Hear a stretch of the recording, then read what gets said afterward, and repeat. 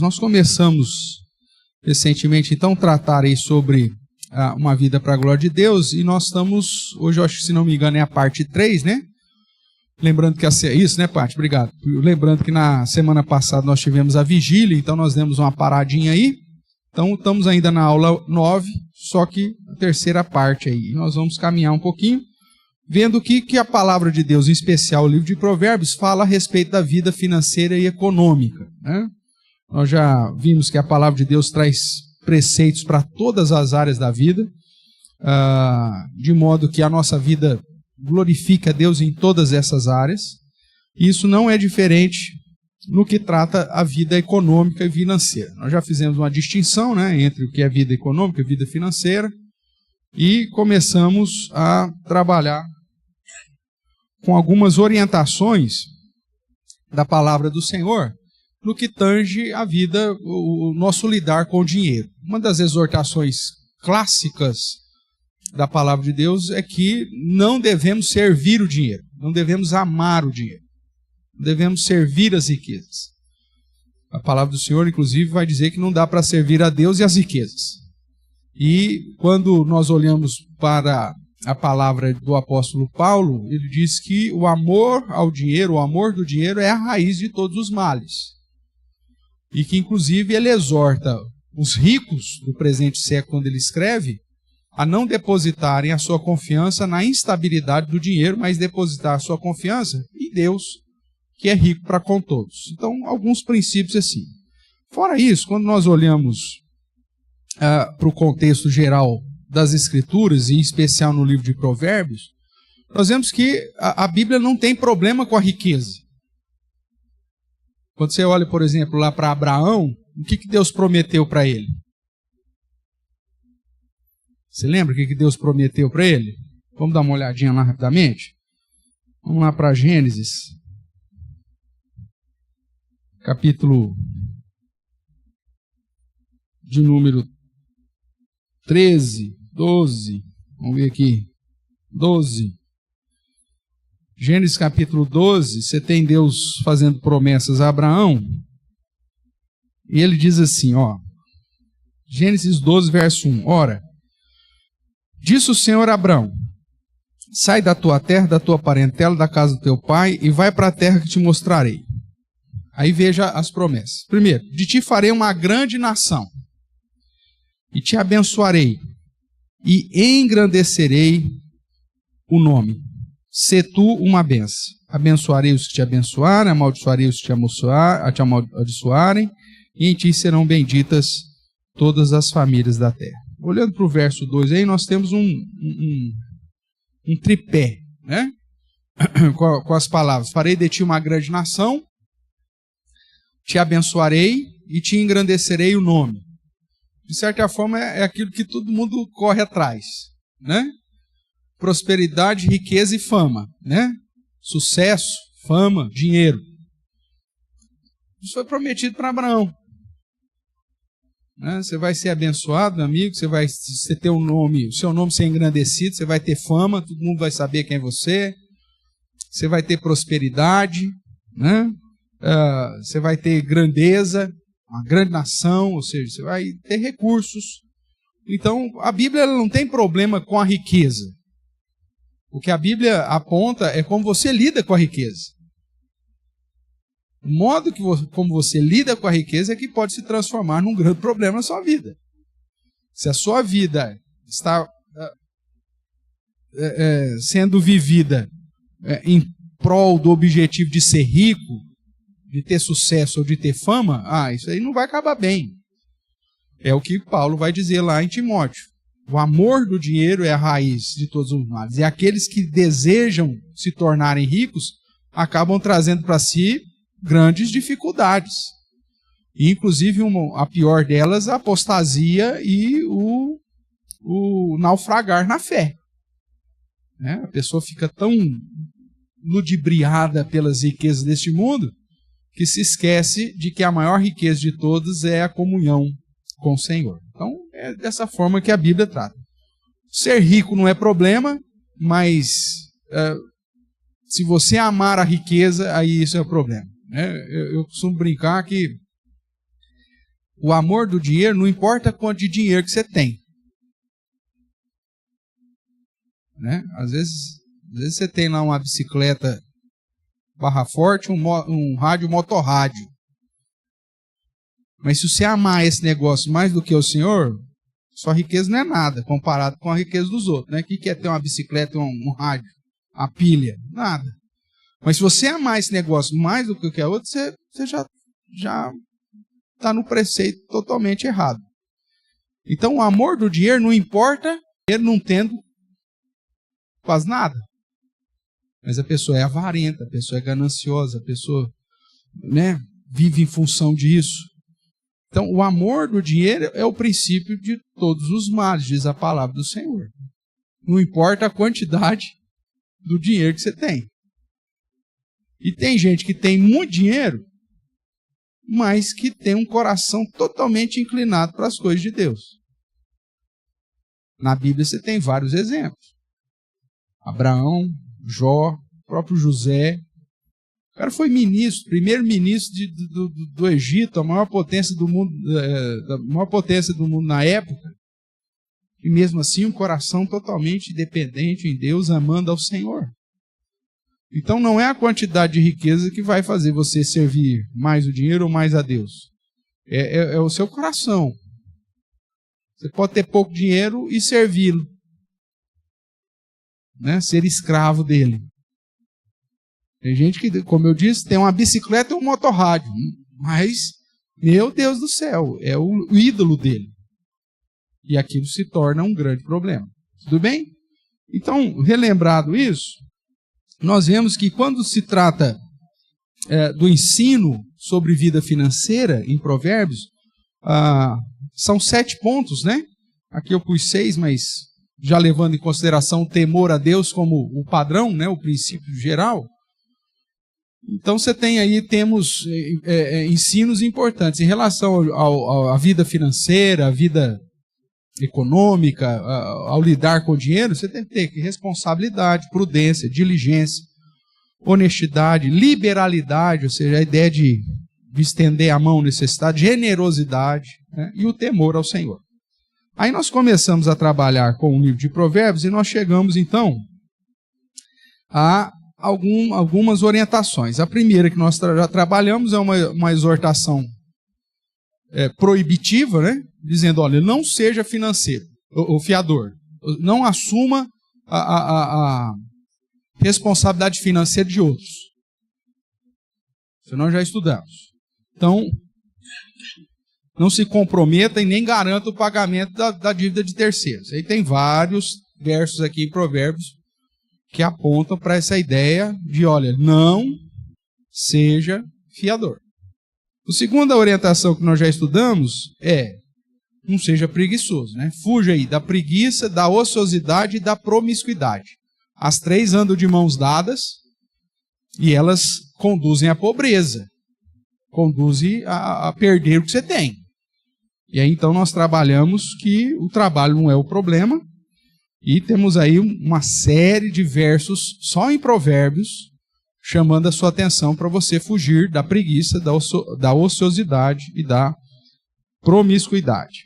E aí, na semana, né, não sei se é a passada anterior, nós começamos aí a tratar com a terceira orientação, que é trabalhe com diligência.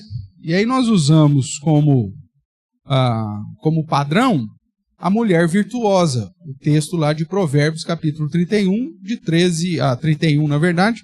Focamos aí até o 17, mas andamos lá até o 21, se não me engano, mostrando que essa mulher ela tem um padrão aqui de uma inclinação de sucesso e de saúde financeira, porque o ponto primordial dela é o trabalho com diligência.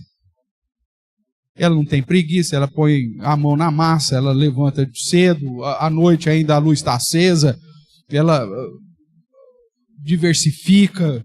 E nós vimos lá 17 pontos, se não me engano, que tratam sobre o padrão, né, que são aplicados nessa mulher de princípios para a saúde financeira para o empreendedorismo, para o gerenciamento doméstico e inclusive para a prosperidade, tanto social, porque ela era reconhecida por todo mundo, o marido, os filhos, e todo mundo louvava ela pela postura que ela tinha, né? E prosperidade financeira.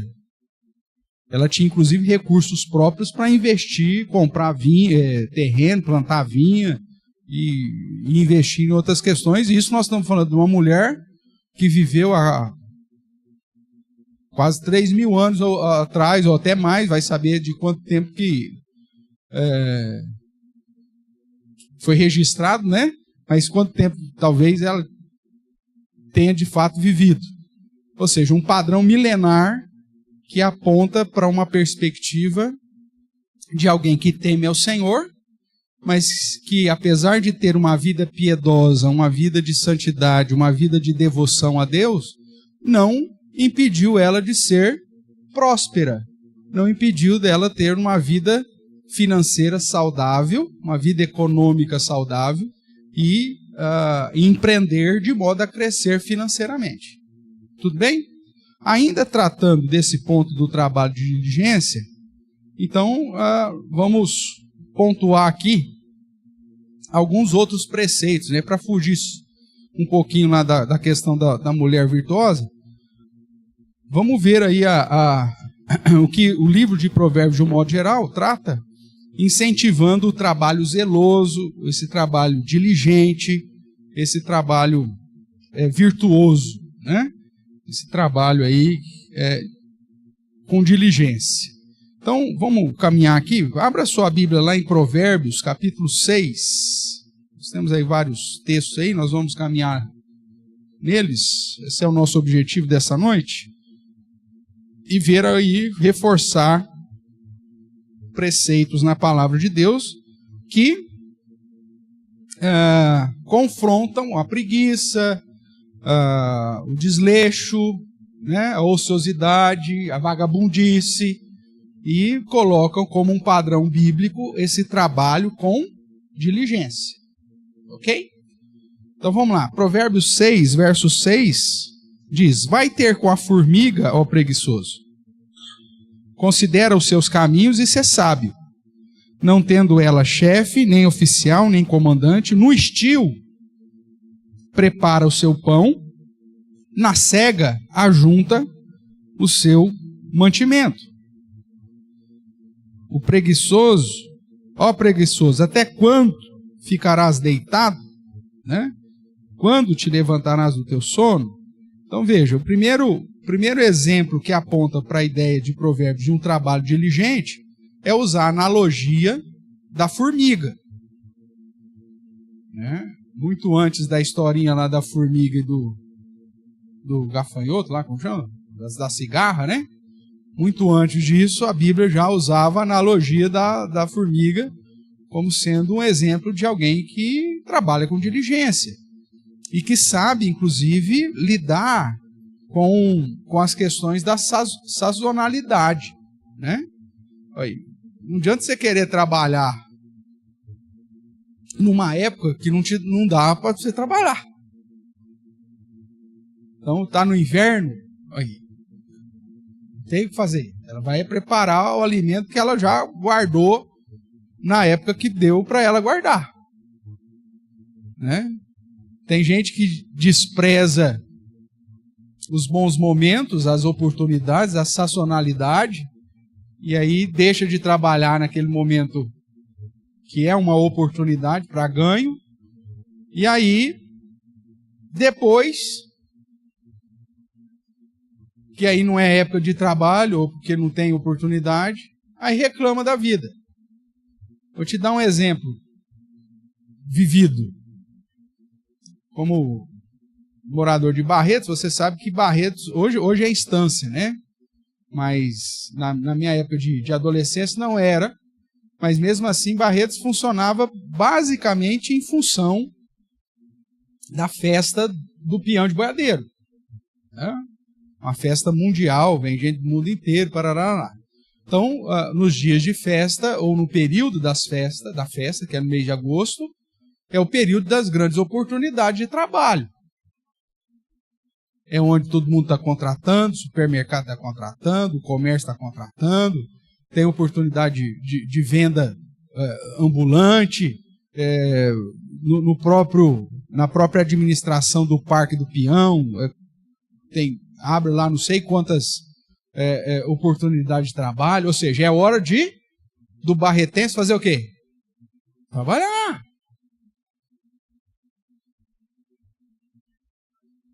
Só que tem uns miseráveis lá que falam assim, mas eu vou perder a festa? Inclusive pedir as contas lá para junho, julho, né? Ou férias, sei lá, para ter um dinheirinho para gastar na festa. Ao invés de aproveitar a oportunidade.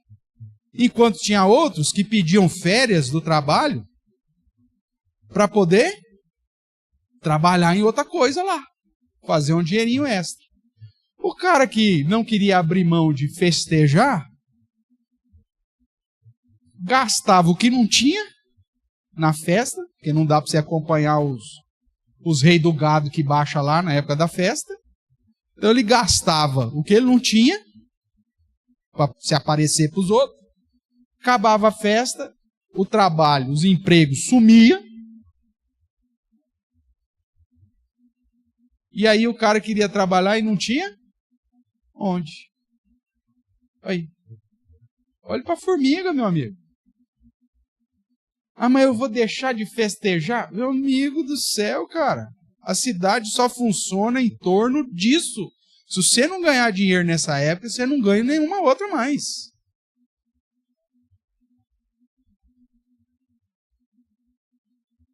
Enquanto pessoas entenderam isso e investiam esse período, ou alugava a casa, ou abria lá uma lanchonete, ia fazer venda ambulante no desfile lá do peão, o cara fazia uma renda que dava para ele uma oportunidade de viver mais tranquilo no resto do ano.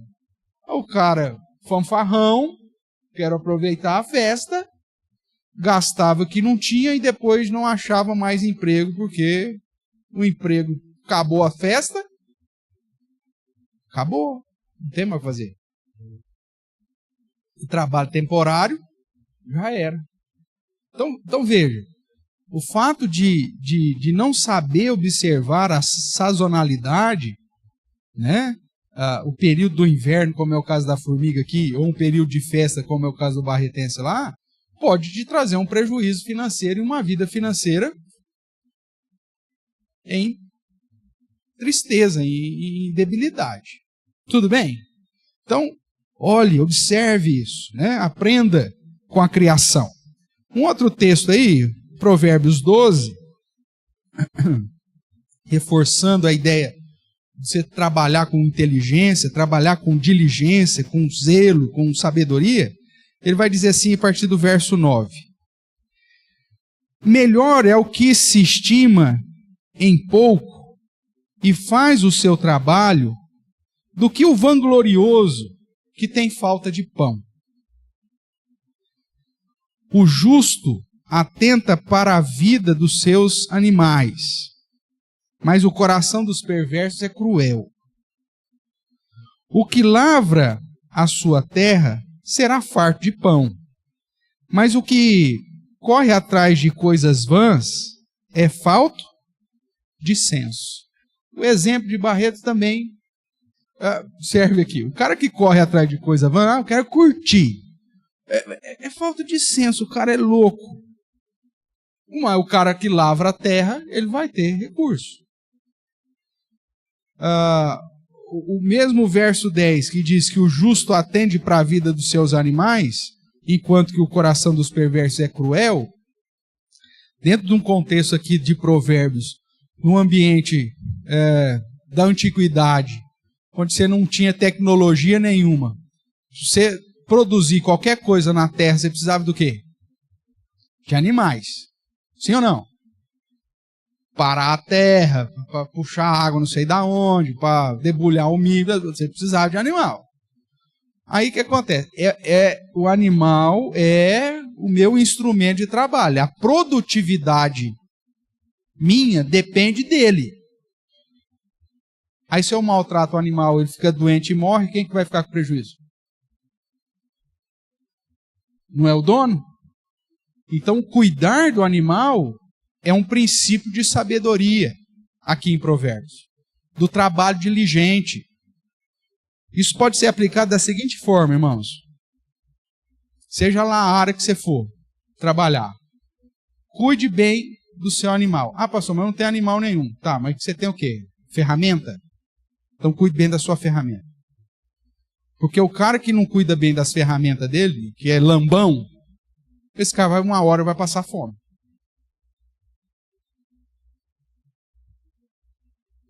O justo, ele cuida bem do que tem. Ele sabe o valor daquilo lá. Ele sabe qual que é o valor do boi para ele. Ele sabe qual que é o valor do cavalo, do jumento, da galinha para ele. Então, ele cuida.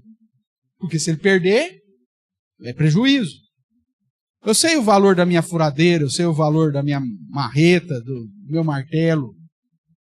Mas tem gente que é lambão. Aí depois chega, não pega um serviço, não tem ferramenta para fazer isso. Aí vai pedir emprestado pro outro. Aí se o outro não empresta, ele fica bravo ainda.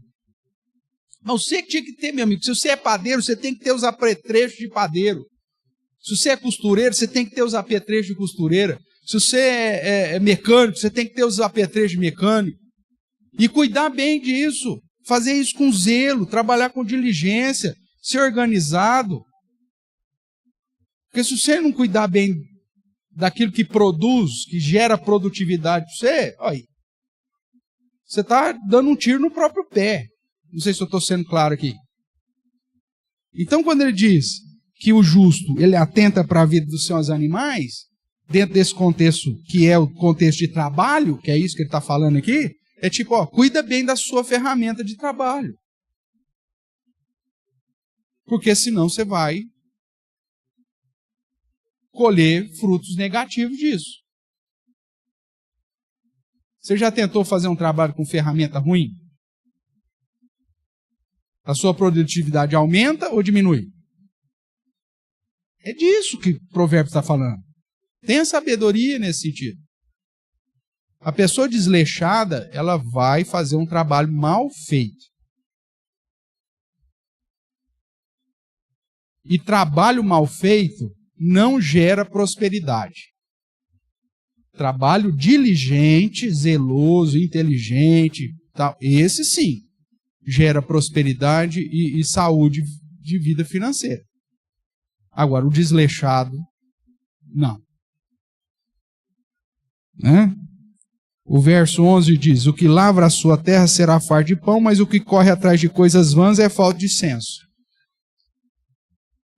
A ideia de que você, mais uma vez, aproveitar, né? Tem gente que vive, acho que no mundo do país das maravilhas, né? O cara vive, sei lá, com a cabeça em outro mundo.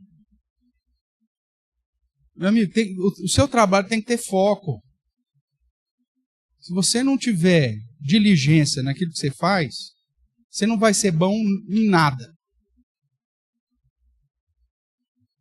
Já viu aquele cara que... Eu tinha um conhecido que a gente brincava, tinha 24 profissões. Cara lá de Matão. Conhece o fulano de tal? Eu conheço. 24 profissões? 24 profissões. O cara tinha 24 profissões. Aí você pergunta, ele era bom no quê, pastor? Em nada. Tudo que ele fazia era mal feito.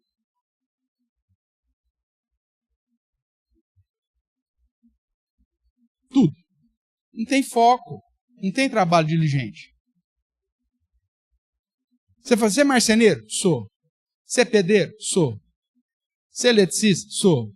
Você é encanador? Sou. Você é pastor? Sou. O cara era tudo. Eu tinha 24 profissões.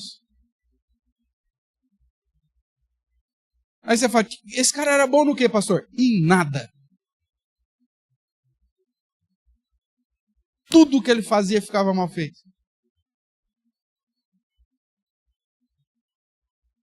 Sem diligência, irmão, sem foco, sem organização, sem Não vai.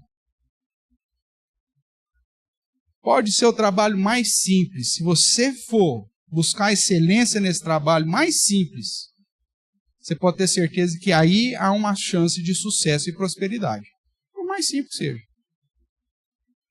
Porque você vai ter um diferencial. Você vai ser excelente naquilo. Você vai ser melhor que todo mundo. Agora, você fica dando tiro para todo lado. É lógico que isso não tira a ideia da diversificação dos investimentos, das rendas, que nós já tratamos com a mulher virtuosa. Mas, no que você vai, da sua produção, você tem que focar. Porque você não dá conta. Você fica correndo atrás de coisas vãs. Não, porque agora está dando dinheiro isso. Aí você vai. Já tem gente lá há muito tempo mais preparada, com mais expertise que você. Vai falando, não, agora que está dando dinheiro é aquilo. Aí você vai, gasta dinheiro com curso, você paga isso, você não sei o quê. E lá, piriri, pororó. Agora isso aqui está dando dinheiro. Só que já tem gente lá há muito mais tempo que você, já tem expertise, já tem tal, não dá certo. Aí agora, não, meu amigo, foque naquilo que você sabe fazer. E faça com diligência. Paulo vai dizer isso nas suas cartas. Faça aquilo que você sabe fazer com as próprias mãos. Por mais simples que seja. É dali que Deus vai te dar a provisão. Você pega aí grandes empresas, né? Aquele velhinho lá do frango assado. O que esse homem sabia fazer na vida? Você já viu a história daquele homem? Aquele homem até uns 60 anos aí só deu cabeçada. Você conhece a história lá do velho? Como que chama lá o frango dele lá? Kentucky Fried Chicken, sei lá, o CFC, né? Isso. Depois você dá uma pesquisada na história desse homem. Esse homem deu cabeçada a vida toda. Perdeu tudo, faliu não sei quantas vezes. Aí eu, velho, já... O que eu sei fazer? Ele se perguntou.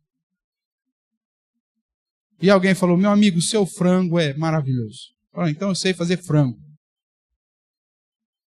Hoje é uma franquia mundial. Fritando frango. Você não sabe fritar frango na sua casa? Só que o frango dele é diferente. Véio. E aí essa que foi a grande sacada. Fritando frango. Não importa o que você vai fazer. Desde que você faça, bem feito. O que mais? Vamos lá. Verso 14. 12, 14. Cada um se farta de bem pelo fruto da sua boca. E o que as mãos do homem fizerem, ser-lhe-á retribuído. Então veja, você vai comer dos frutos da sua mão. Essa é a ideia. Tá? Quanto mais você investe, mais você come. E aí vai.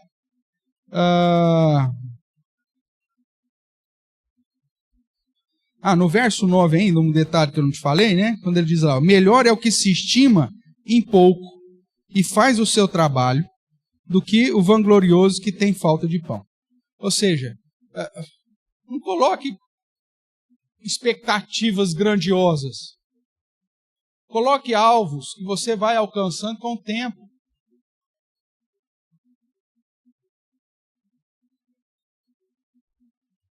O que é vangloriar? Não, que eu vou ser o rei do gado. Vou ser o novo rei do gado.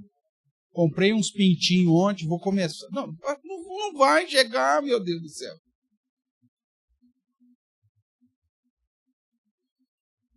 Começa, vai colocando alvos, colocando objetivos, tararara, vai dar certo. Agora, se você colocar um trem absurdo, não vai. Primeira dificuldade, você já desanima, desiste e vai passar nervoso. Verso 24.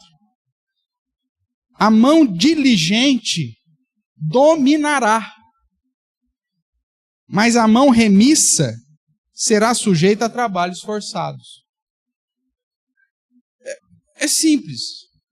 Pastor, não sei fazer o copo.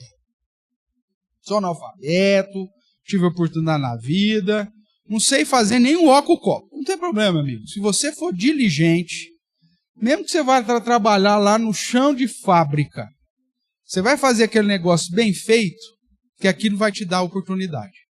Agora, o que é mão remissa, o cara que é vagabundo, ele pode ter pós-doutorado, velho. Mas se ele é vagabundo, não vai. É remisso.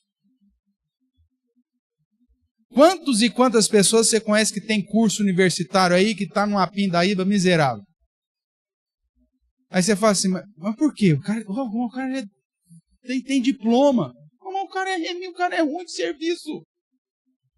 O cara não faz de modo diligente. Agora, a mão diligente, diz o texto, dominará. Então, um princípio para a vida financeira de Provérbio. Tenha mãos diligentes, trabalho diligente. Verso 27. O preguiçoso não assará sua caça, mas o bem precioso do homem é ser o quê? É ser ele diligente. Então veja aqui, irmãos, a postura de diligência, fazer um negócio bem feito, com zelo, com dedicação, com esforço, com foco, buscando excelência, é a chave que Provérbios dá para o seu sucesso.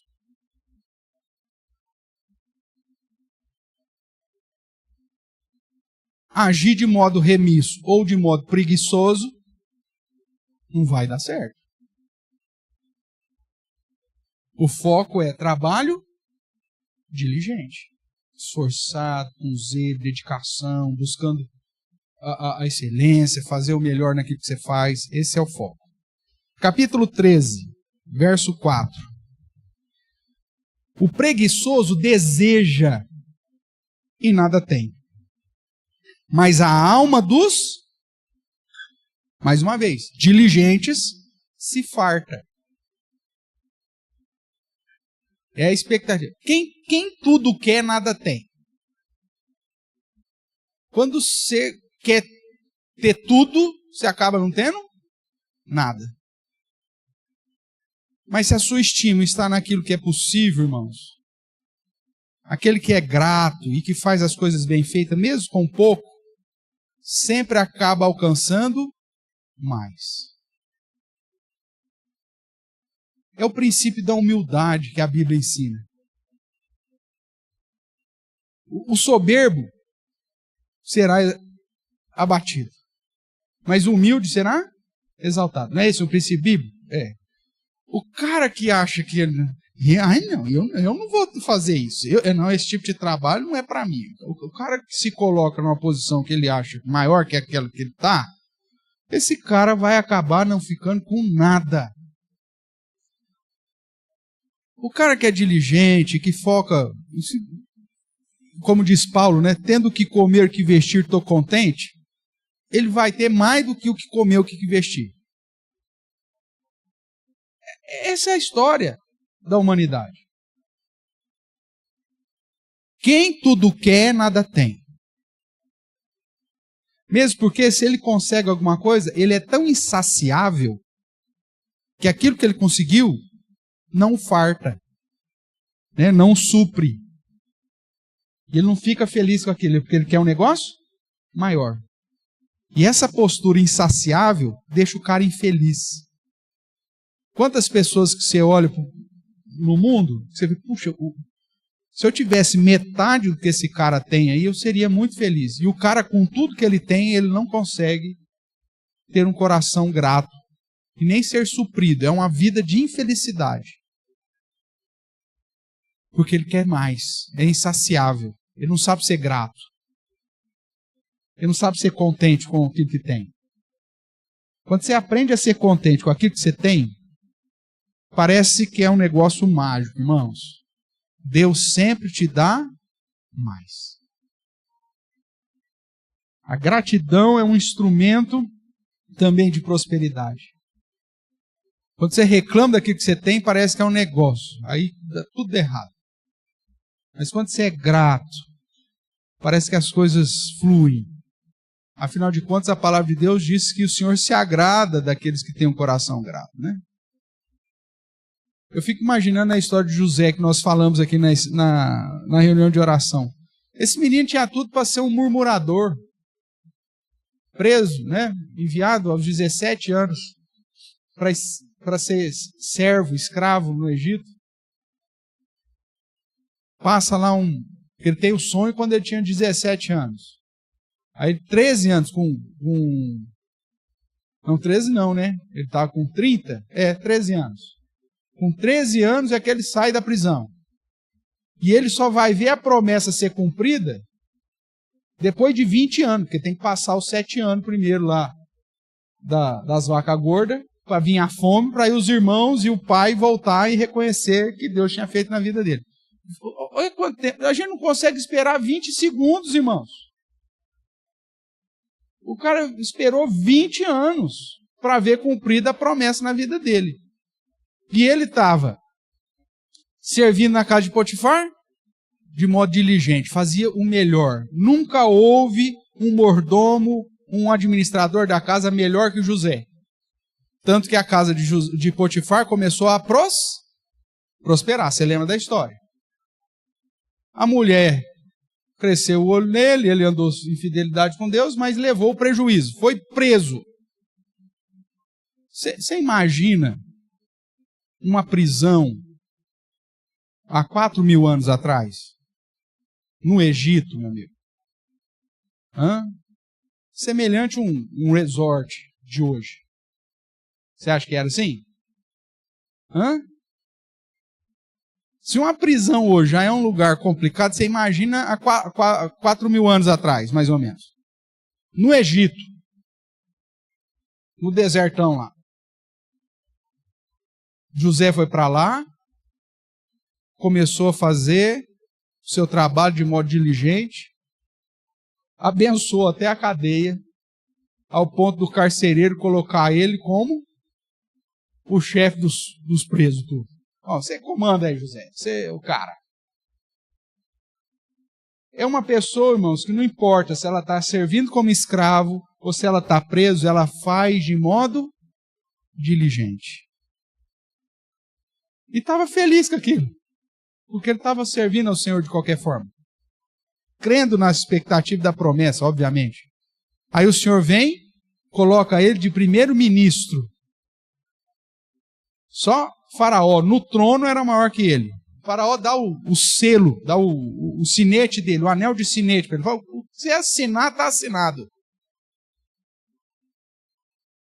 E o cara faz com diligência. E ele compra toda a terra do Egito para Faraó, cara.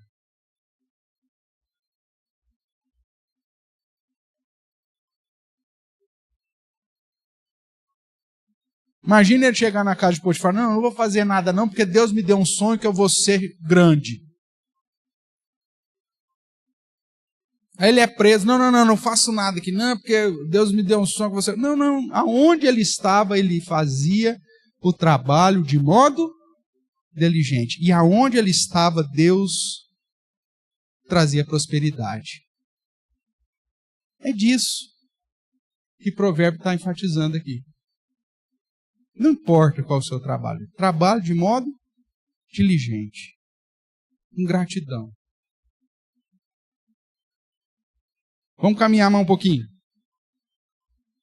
Nós lemos aí o 3:4. Vamos agora o verso 11 do 13. Os bens que facilmente se ganham, esses diminuem. Mas o que ajunta à força do trabalho, terá aumento. É o trabalho diligente. É aquilo que você vai com esforço. Aquilo que você vai fazendo e angariando com esforço, esse negócio aumenta cada vez mais. O ditado popular, o que vem fácil, é o que está dizendo aqui.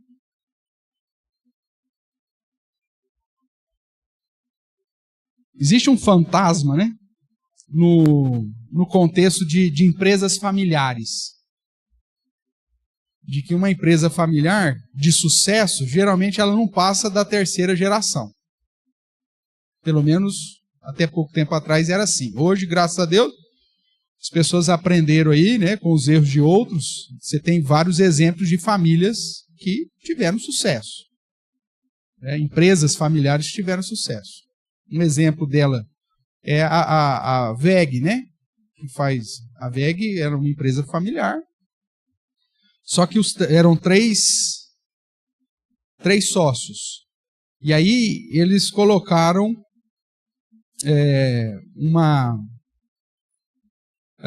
um direcionamento. Não importa se é filho de quem. Né? Se é filho lá de um dos donos. Para você trabalhar na empresa, você tem que entender como é o funcionamento da empresa. Você tem que começar lá de baixo. E isso foi o que preservou a empresa e conduziu os filhos, a não ser aqueles filhos de papai, que já nasce já com a empresa grande, que já chega sendo diretor, sem saber apertar um parafuso, e aí então põe tudo a perder. Então, hoje tem empresas que têm essa noção. Mas a ideia, irmãos, é que se você não entende o esforço que é para você ganhar, você esbanja. E isso você tem que ensinar para os seus filhos, viu? O valor das coisas, quanto que custa.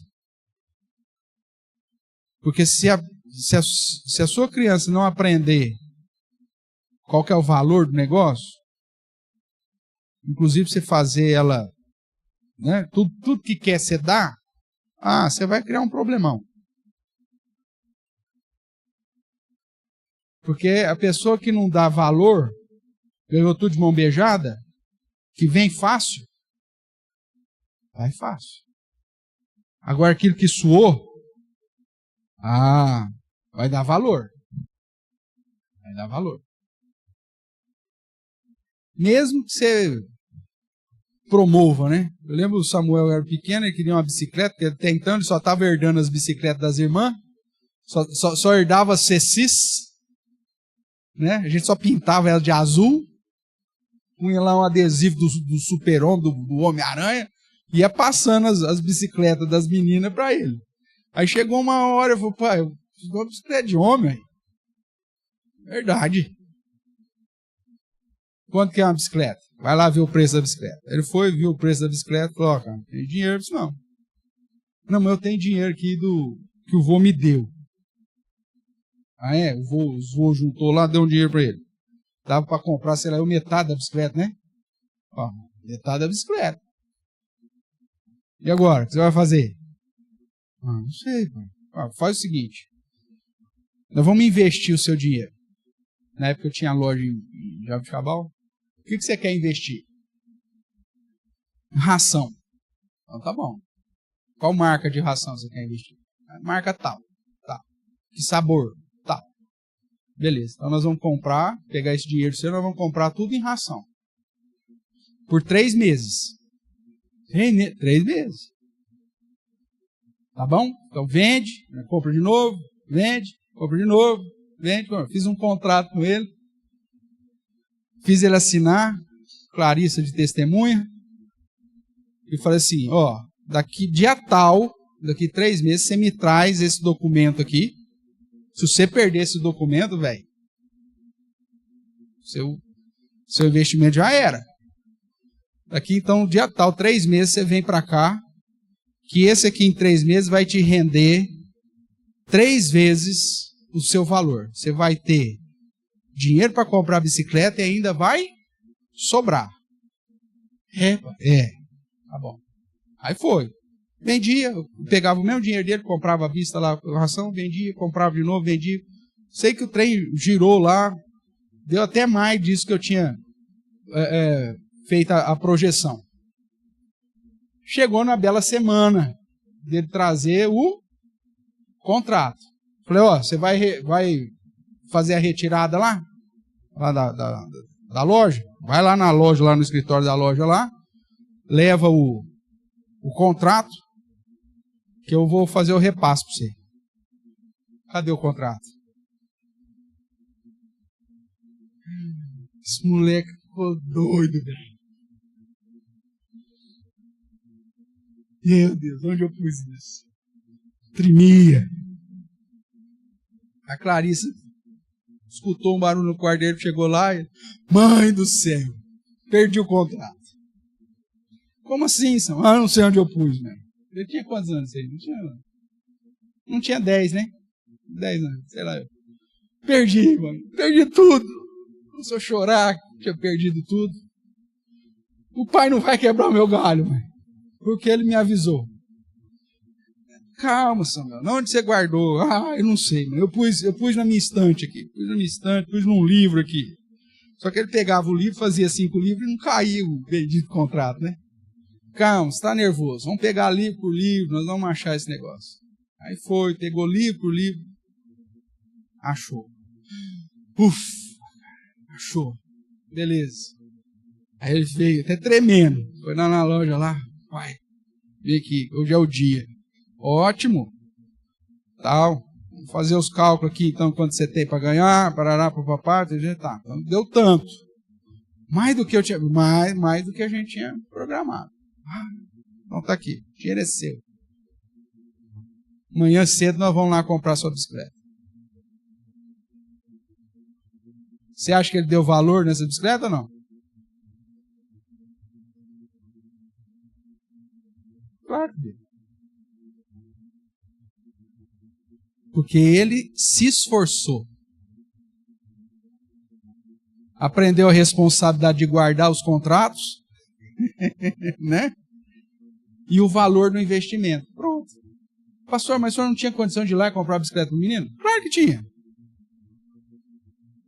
A questão não é se eu tinha condições ou se eu não tinha condições. É questão de ensinar quanto que vale as coisas.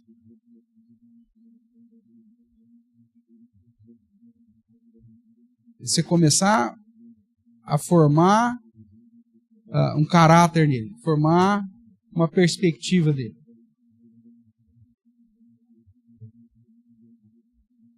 Porque aquilo que vem de mão beijada, vai fácil. Não é isso que diz o texto, hein? Né? Os bens que facilmente se ganham, esses diminuem. Eu não dou valor para ele. Mas o que ajunta a força, ou seja, de modo diligente, a força do trabalho, isso vai sempre ter aumento. Verso 22. O homem de bem deixa a herança aos filhos de seus filhos, mas a riqueza do pecador é depositada para o justo. A ideia do trabalho diligente, irmãos, ele não abençoa só a mim. Ele acaba trazendo benefícios para a minha descendência. Pensa aqui comigo. Se o meu avô fosse um ébrio, promíscuo, tivesse gastado tudo que ele teve, e muito provavelmente tivesse influenciado negativamente a vida do meu pai, e meu pai seguido o caminho desse vô, ébrio, promíscuo, tranqueira, qual que seria a minha realidade de vida hoje? Mais fácil ou mais difícil? Muito mais difícil. E provavelmente eu não teria nem o que eu tenho.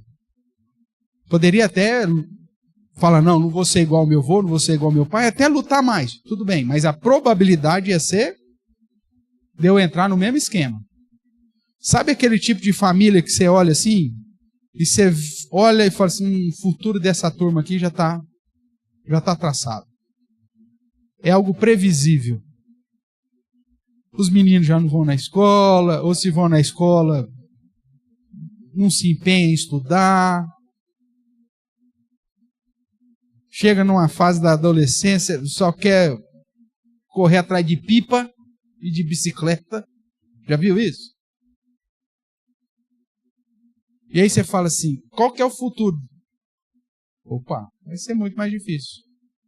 Agora, o cara que é certo, que ele tem a visão não só de deixar os recursos, mas de ensinar esse trabalho diligente para os filhos e para os netos, a probabilidade de um futuro próspero vai ser muito maior. É disso que o provérbio está falando. A sua educação financeira, irmãos, não traz benefício só para você, mas traz benefício para a sua descendência. Vamos ver mais. Capítulo 14, verso 35.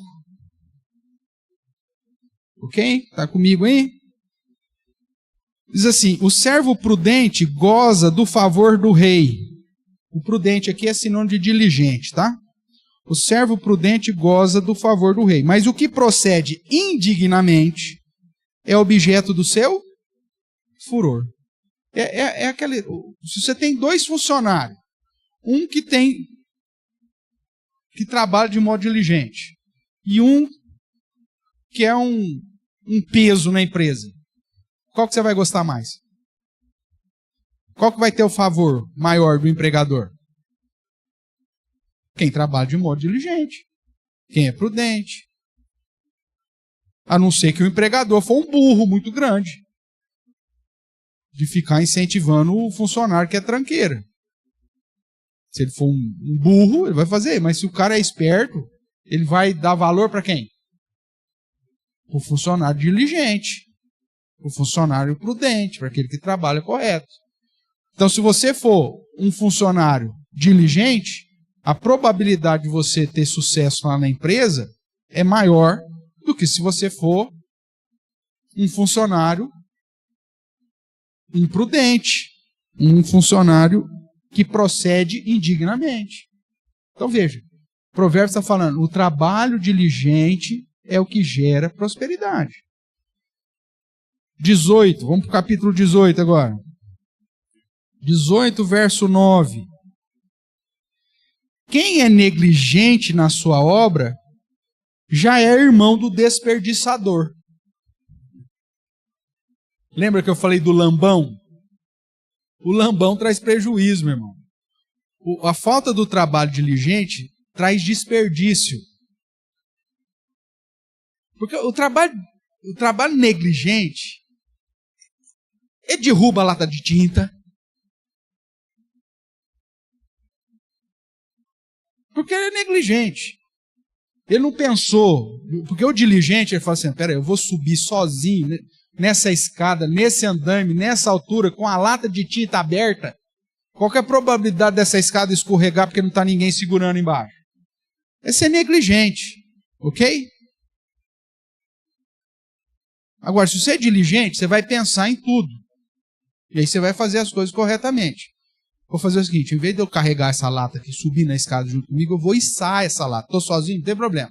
Vou amarrar a escada, vou subir e vou içar a lata. Pronto, a segurança é maior. A probabilidade de dar errado é muito menor. É disso que o provérbio está falando. Que o trabalho diligente, ele gera prosperidade. O trabalho negligente, lambão, ele gera desperdício. Isso acontece lá na sua casa. Quando você contrata alguém para ajudar lá, para fazer uma limpeza, você vê uma pessoa que é diligente e uma pessoa que é negligente. Você vê isso pelo consumo de desinfetante. É ou não é, mulherada? Hã?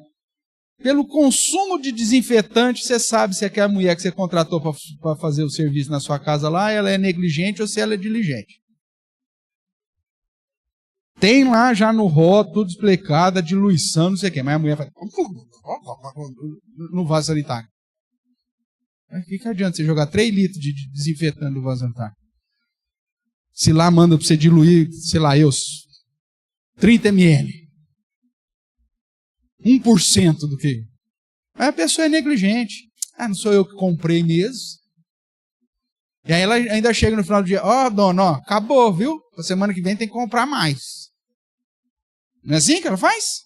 Essa é funcionário negligente, meu. Pode mandar embora, sem medo de ser feliz. Porque ela está acabando com a sua prosperidade. Desinfetante custa? Claro que custa, tem um preço. Se a pessoa for negligente, ela vai desperdiçar. Quem que vai ter que comprar outro desinfetante? Você. Seja diligente. É isso que o provérbio está gritando aqui em todos esses versos. Isso vai gerar prosperidade para a sua vida. E outra, as pessoas amanhã depois vão falar assim, a Mariazinha, ela cobra mais caro que a Toninha. Só que o que eu gasto de material com a Toninha, eu pago esse preço maior da Mariazinha e o serviço da Mariazinha é melhor. A pessoa que tem senso, ela vai preferir pagar mais caro para a Mariazinha do que continuar lá com a desperdiçadora da Toninha. É cálculo, irmãos. É manutenção, é desperdício de dinheiro. Aí você fala, não, eu vou ligar para a Mariazinha. Mariazinha, não, eu arranjo um outro dia, eu preciso do C. Não, ninguém faz igual você. Pronto. A negligente, que é a desperdiçadora, você falou, ó, filha, não tem jeito.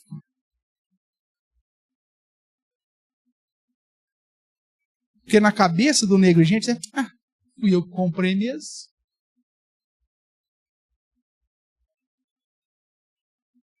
Gasta sem pensar. Cuidado com isso. O que mais? Vamos lá, capítulo 21. Olha quanto verso que fala sobre o mesmo assunto, hein, irmãos?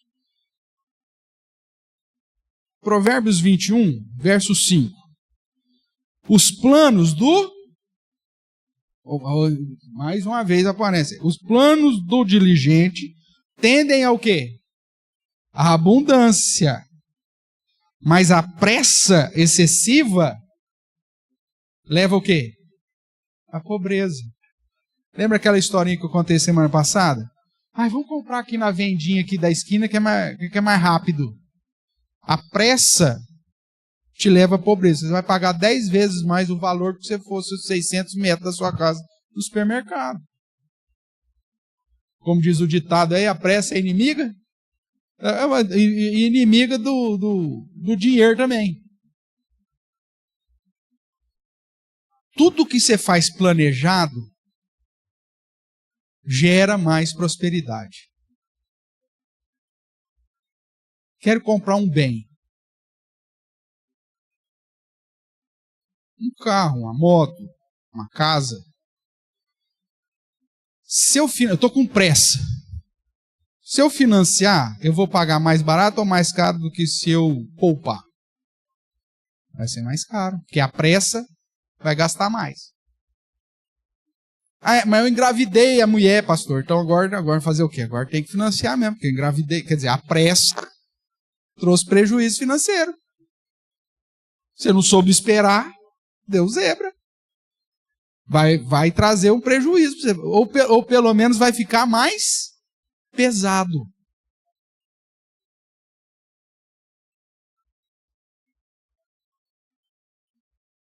Quero comprar uma moto. Ótimo. Tem 15 anos. Dá para eu comprar uma moto? Não dá. Não tem nem para tirar a carta. Mas eu vou planejar esse negócio. Todo dinheirinho que eu ganhar, eu vou fazer uma caixinha aqui. Tal. Ou então comecei a trabalhar, meio período, estudo meio período, estou trabalhando meio período, vou pegar um dinheirinho, vou fazer um consórcio. Você pega, por exemplo, tem empresas aí que o consórcio de moto é 0%. Na verdade, é o valor da moto dividido lá e você vai pagando. Na hora que você for contemplado ou você atingir lá os meses lá que você fez, você vai lá e pega a moto. Agora, se você for comprar sem fazer isso, vai ficar mais caro ou mais barato? Mesmo porque que acontece? Você fez o depósito lá, você está com o dinheiro na mão. Aparece uma oportunidade do cara que está com a corda no pescoço, né? Eu falo, cara, estou vendendo isso aqui porque tem que vender, estou vendendo por tanto. A probabilidade de você comprar um preço melhor vai ser muito maior. É isso que o texto está falando. Tudo que você faz sem planejamento, você vai gastar mais. Até o planejamento da sua tem que ser diligente. É disso que ele está falando aqui no verso 5. O plano do diligente tende à abundância. Já a pressa, a pobreza. Verso 6. Trabalhar por adquirir tesouro com língua falsa é vaidade e laço mortal. Outra coisa, né? Outro princípio aqui. Ser diligente não só no trabalho, mas na honestidade. O que você ganha com desonestidade, você só ganha uma vez. Você pode até ganhar. Ah, deu o tombo do fulano ali, ganha. Mas é só uma vez, cara. E muito provavelmente aquele cara que levou o tombo, ele vai mostrar para todo mundo quem você é, e você não vai ter muitas oportunidades para dar tombo em outros, não. Agora, se você é honesto, a porta está sempre aberta. Isso é diligência. Diligência é moral. Ok? Vamos lá. Verso 20. 21, 20. Tesouro desejável e azeite há na casa do sábio, mas o homem insensato os desperdiça. É a ideia do trabalho diligente. O trabalho diligente, ele é planejado, não há desperdício. Já o insensato, tá nem aí. Um dia vai faltar. O cara que é esbanjador, um dia ele vai ter falta daquilo. Capítulo 22, verso 7. O rico domina sobre o pobre, e o que toma emprestado é servo do que empresta. Veja, trazendo para a ideia que eu estou apresentando do trabalho com diligência, quanto menos você ficar aprisionado a alguém, melhor para você. A ideia dele aqui é o seguinte. Vamos pegar aqui a história do prestador de serviço. Melhor. O Uber que não tem carro.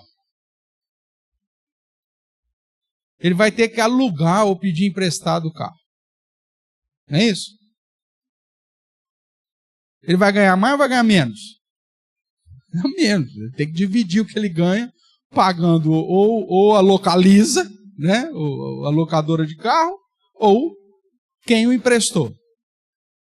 Aí, esse trabalho tem os seus riscos. Um dos riscos é um sinistro. Bateu o carro.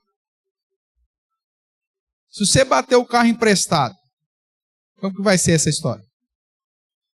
Primeiro, você bateu o carro, você vai ter que mandar consertar. Então aí você vai ficar sem carro agora para trabalhar, que já não era seu, vai ter que pagar para o outro, e o gasto que você teve, porque provavelmente você não tem seguro, você vai ter que pagar o do terceiro também. Ou seja, isso vai gerar prosperidade? É lógico que não, meu amigo. Vai ser um tiro no pé atrás do outro. Ah, mas se eu pegar o carro emprestado, já começa simples. Começa simples. Sabe uma coisa que... Aqui já vi isso acontecer aqui também. Mas lá em São Paulo a gente vê isso com mais frequência. Como geralmente os deliveries são por bairro, então a distância não é muito grande. O que os entregadores fazem? Eu vi isso lá. Lá em São Paulo, o Itaú tem um programa perto ali da região que eu estava, daquelas bicicletas. Você pega emprestado. Se você tem conta no Itaú, você pega aquilo emprestado. Você só tem que devolver no dia. O que o cara estava fazendo? Um venezuelano.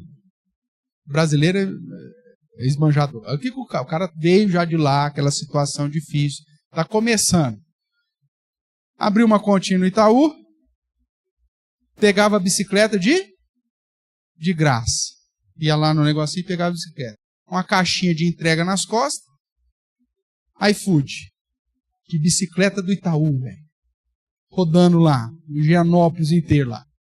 Vila Duarte, cara de bicicleta. Eu lá, vi esse cara pra lá e pra cá. Conversar com esse cara. Aí descobri que ele era venezuelano. Quando eu fui levar... Fiquei lá, acho que uma semana que eu fiquei lá para ajeitar as coisas das crianças lá, né? Das crianças. Aí, qual que é a ideia do cara? Falou, eu não pago nada da bicicleta. Chega no final do dia, eu vou lá, coloco a bicicleta, no outro dia eu posso usar de novo. Estou fazendo um caixinha,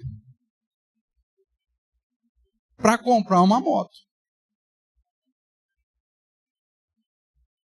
A visão do cara.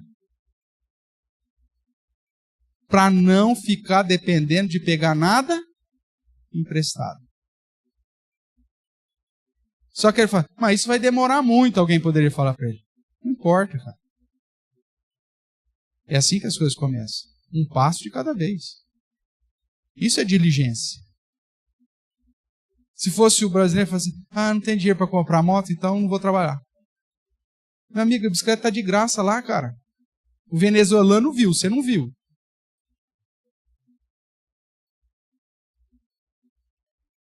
Isso é diligência. Tudo bem? Vamos caminhar mais um pouco aqui. Capítulo 22, verso 29. Vês a um homem perito na sua obra?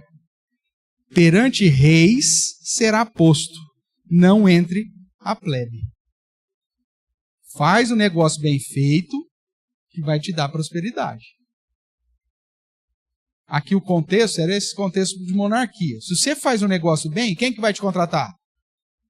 O rei. Você não vai ficar servindo na plebe. Se você faz bem aquilo que você faz, as pessoas com mais recursos financeiros vão querer contratar o seu trabalho. Porque você faz bem feito.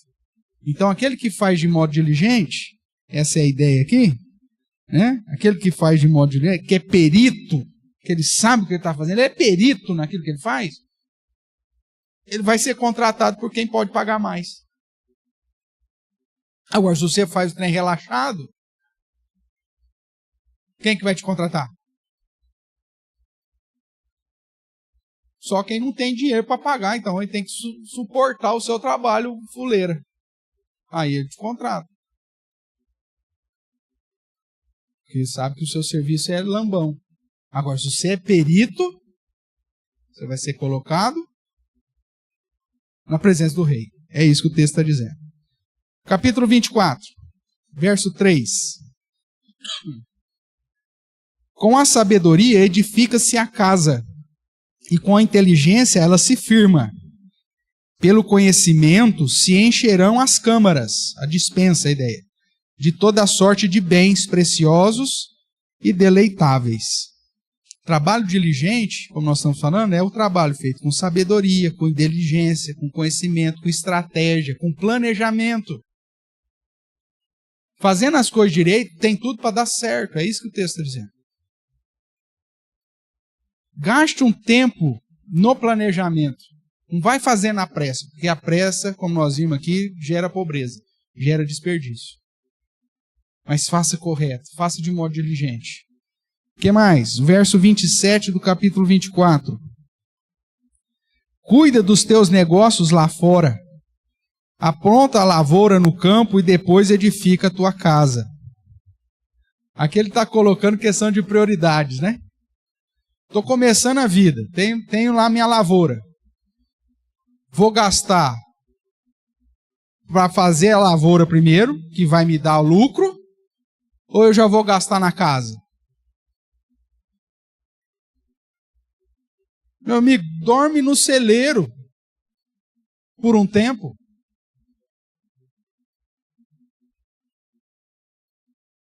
Tem gente que pega o primeiro dinheirinho, comprar um carro. Meu amigo, você sabe quanto que custa a manutenção de um carro? O IPVA, licenciamento, combustível, como chama? As revisões, né, de manutenção que você tem que fazer, fura um pneu, não sei o que. Você já colocou na ponta do lápis quanto custa isso? Não, meu carro, a primeira coisa dele é comprar um carro. Vai ser um chupão do seu dinheiro. Existem outras coisas. Invista naquilo que vai te dar renda, não naquilo que vai te dar gasto. É isso que o provérbio está dizendo. Planta primeiro a vinha, gasta o seu dinheiro para plantar a vinha, porque aí você está plantando aquilo, vai colher, vai te triplicar o dinheiro que você tem. Quadriplicar o dinheiro que você tem. Depois que você ganhou, beleza, agora você tira uma parte e faz a casa.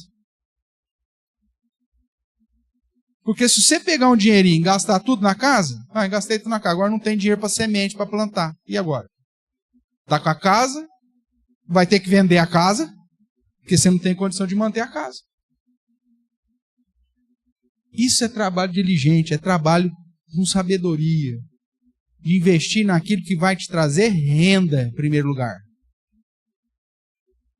Não naquilo que vai te trazer gasto. Você só vai comprar aquilo que vai te trazer gasto se for essencial.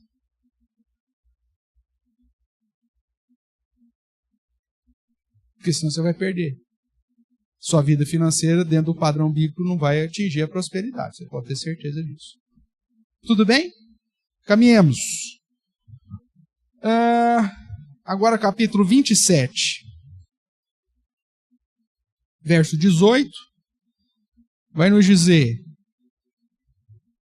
o que trata da figueira comerá do seu fruto, e o que cuida do seu senhor será honrado. Exemplo de trabalho diligente. Você quer comer figo no final do ano? Então, cuida da figueira. Você quer que a sua empresa dê o lucro, né, no final dela? Cuida dela. Como diz o ditado, quem engorda o boi é o quê? Não é o olho do dono? Você tem que estar em cima do negócio. Você que tem que estar vendo o que precisa ser feito. Você que tem que cuidar daquilo. Porque senão não vai produzir fruto. Se você é empregado, você não cuida das coisas do senhor, do seu senhor, do patrão, vai falir o patrão e você vai perder o emprego, o jumento. Mas tem gente que parece que não entende. Tô nem aí, a firma não é minha mesmo. Eu recebendo o meu, tá bom. Se vai falir, você vai perder o emprego, cara. Cuida daquilo do seu patrão como se fosse seu. Isso é trabalho diligente. Porque o sucesso do seu patrão vai ser o seu também. E quiçá te dá uma oportunidade de você amanhã depois abrir uma firma igual, depois que você pegar as experiências do cara, abrir uma firma e ser até parceiro do cara.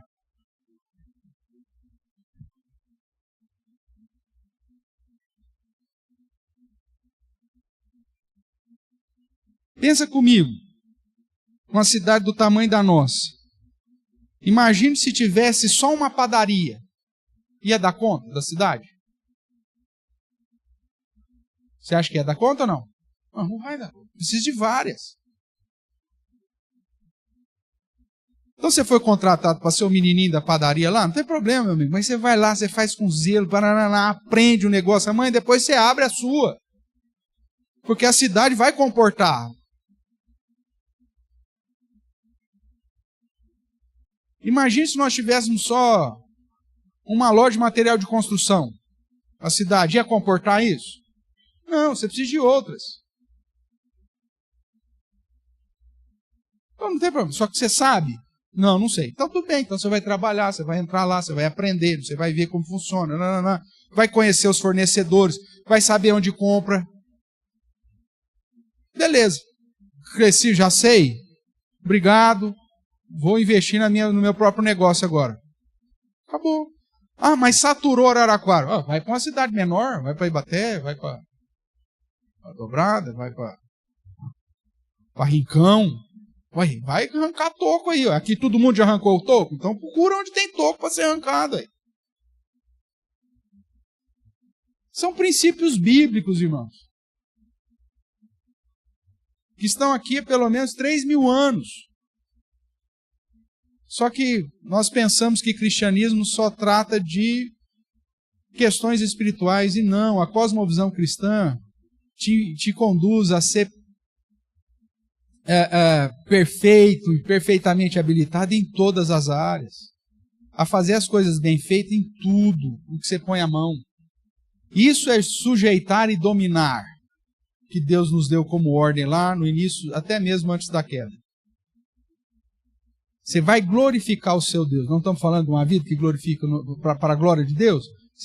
A sua vida financeira tem que ser vivida para a glória de Deus. E isso passa por um trabalho diligente. Ainda mais. Que mais? Nós estamos lendo aqui o 27:18, nós lemos, né? Vamos ler agora o 23. Procura conhecer o estado das tuas ovelhas. Olha lá, o olho do dono que engorda o gado. Procura conhecer o estado das tuas ovelhas e cuide dos teus rebanhos, porque as riquezas não duram para sempre, nem a coroa de geração em geração. Quando removido o feno, aparecerem os renovos,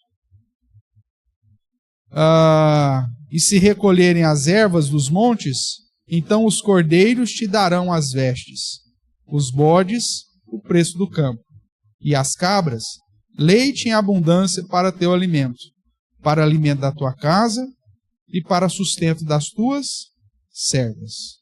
Veja aqui, irmãos, que esse ponto, de um modo especial, junto com o Provérbios 21:20, né, que nós lemos, tesouro desejável, azeite há na casa do sábio e o homem insensato desperdiça. A ideia é o seguinte: se você cuidar bem, gerenciar bem, né, conhece o estado da tua ovelha, cuida do rebanho, presta atenção, tirar o feno para trazer os renovos, recolher a erva, sabendo que os cordeiros, as ovelhas vão te dar as vestes, o bode vai te dar preço do campo, as cabras vão te dar leite. Ou seja, se você diversificar e se você cuidar de modo diligente daquilo que você tem, tudo vai produzir prosperidade. Só que dá trabalho. Você vai ter que ir lá ver como que está a ovelhinha. Você vai ter que ir lá ver como está o rebanho. Você vai ter que ir lá ver como está o campo. Mas o trabalho diligente, o cuidado com as coisas que você tem, vai gerar mantimento, vai gerar suprimento, vai gerar prosperidade. A falta de zelo faz com que você gaste mais dinheiro.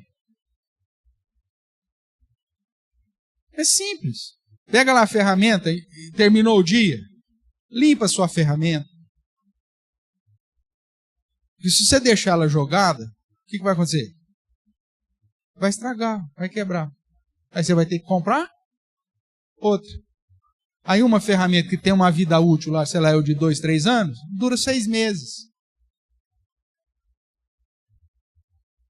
A cada 6 meses você vai ter que comprar uma. Isso vai gerar lucro ou prejuízo? Então cuida da tua ovelha. Aqui que está falando de ovelha, mas você pode aplicar em qualquer coisa. Seja investimento, cuida, é isso. Então, tudo bem, mas fica, olha, vê, estuda, percebe. Então, esteja atento, diligente naquilo que você está fazendo. Porque se você desprezar, se você largar de mão, vai dar prejuízo. A sua vida financeira vai dar para trás. E você não vai glorificar a Deus. Vamos caminhar mais aqui. O último verso aí, capítulo 28, verso 19, né? O que lavra a sua terra virá a fartar-se de pão. Mas o que se ajunta a vadios se fartará de pobreza. Seja diligente, inclusive, nas companhias que você tem. Porque senão isso vai trazer prejuízo para você. Procure gente que vai te abençoar, que vai fazer você melhor. Se juntar com a vadiagem, vai te levar para o buraco. Desse modo, então, nós vemos, irmãos, que tanto no exemplo da mulher virtuosa, como em todos esses outros versículos aqui de Provérbios, a ênfase no trabalho diligente é das orientações e diretrizes para uma vida financeira próspera e saudável. Não seja fiador, não seja preguiçoso, ocioso ou promíscuo, ou seja, não seja vadio, e trabalhe com diligência. Agora, para a gente terminar, o objetivo do trabalho diligente não é a riqueza, e muito menos a ostentação. Quando a Bíblia diz para você fazer as coisas bem feitas, não é para o seu engrandecimento ou para a sua prosperidade financeira e para a sua ostentação. Tem esses dois textos aqui, 2 capítulos, que eu quero chamar a sua atenção. Né? E depois vários outros textos dentro do contexto bíblico que vai seguir na mesma linha. Então você tem aí, Provérbios 23, volta aqui, por favor. Você vai encontrar a seguinte diretriz aí, 23, verso 4 e 5. Não te fadigues para seres rico, e nem apliques nisso a tua inteligência. Porventura fitarás os olhos naquilo que não é nada? Pois certamente a riqueza fará para si asas, como a águia que voa pelos céus. O objetivo do trabalho diligente não é a riqueza. A riqueza é uma consequência do trabalho diligente. Se você está fazendo aquilo para correr atrás da riqueza, não vai dar certo. Agora, se você tem um trabalho diligente para a glória de Deus, para engrandecer o Senhor, como você vai ver lá Paulo falando, né, aos Colossenses, por exemplo, falando do escravo, do servo, para servir o seu Senhor como se fosse estivesse servindo o próprio Deus, não sob vista, só porque alguém está observando, mas fazendo de coração. Ou seja, o trabalho diligente não é para riqueza, porque o caso lá, o cara era escravo, não ia trazer recurso financeiro nenhum para ele, mas ia trazer glória a Deus. Quando o meu trabalho diligente é feito para a glória e não porque eu estou correndo atrás da riqueza, a riqueza pode ser uma consequência natural.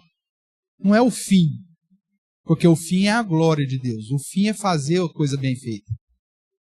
Esse é o objetivo do trabalho diligente, não a riqueza. A riqueza vai ser uma consequência. A prosperidade vai ser uma consequência. A vida financeira saudável, equilibrada, vai ser uma consequência. Não é o fim. O capítulo 30, versos 7 a 9, vai nos dizer assim, as palavras aí de Agur, ele diz assim: 2 coisas te peço, não mas negues, antes que eu morra. Afasta de mim a falsidade e a mentira. E a segunda coisa que ele pede: não me des nem a pobreza, nem a riqueza. Dá-me o pão que me for necessário, para não suceder que, estando eu farto, te negue e diga: quem que é o Senhor? Ou que, estando pobre, empobrecido, venha a furtar e profane o nome de Deus. Veja, a preocupação aqui é que eu não quero nem ser rico para não blasfemar contra Deus e nem ser pobre para profanar. O alvo não é a riqueza. O alvo é glorificar a Deus. É lógico que eu posso, como eu já vi na Bíblia, ser rico e glorificar a Deus. Ou ter escassez e ser contente com o que eu tenho, só de comer e vestir, e mesmo assim glorificar a Deus. Então o alvo do trabalho diligente, irmãos, é a glória de Deus. É um modo que eu tenho para glorificar o meu Senhor. A riqueza pode ser simplesmente uma consequência. Provavelmente será. A prosperidade, a vida saudável. Mas não é o alvo. Eu não vou fazer aquilo que meu alvo é ser rico. Não, não, não. Eu vou fazer para a glória. A riqueza pode ser que Deus me dê, pode ser que Deus não me dê. Tem vários casos. Pessoas diligentes e que Deus mantém ela simplesmente tendo o pão nosso de cada dia. Qual que é o problema disso? Ele vai continuar trabalhando diligente, porque o alvo dele não é a riqueza, mas glorificar o Senhor. Não profanar e não blasfemar contra Deus. E aí você tem outros textos na Bíblia, né? 1 Timóteo 6, 8, tendo que comer que vestir, sejais contentes. Efésios 4, 28, nessa mesma linha. 1 João 3, 17, apontando que é para para socorrer o necessitado, né? Hebreus 13:5 vai dizer que a avareza é condenada. Então, ou seja, o trabalho diligente não é para você ficar rico. Se ficar, é uma consequência. Mas o objetivo do trabalho diligente é a glória de Deus. Ficou claro isso aqui, irmãos? Beleza. Se Deus quiser, na semana que vem, a gente continua no 4º princípio, que aí nós vamos tratar sobre investimento. O que Provérbios fala sobre investimento? Alguma pergunta aí sobre trabalho diligente? 3 pontos nós já trabalhamos, né? Fuja ou não seja fiador. Fuja da preguiça, da promiscuidade, né? Da ociosidade, que é da vadiagem, né? Dizer, colocar numa palavra só. E terceiro, trabalhe com diligência. São 3 orientações, 3 princípios para que você tenha uma vida financeira saudável que glorifique ao Senhor, porque o alvo não é ser rico, o alvo não é ser próspero, o alvo é glorificar ao Senhor.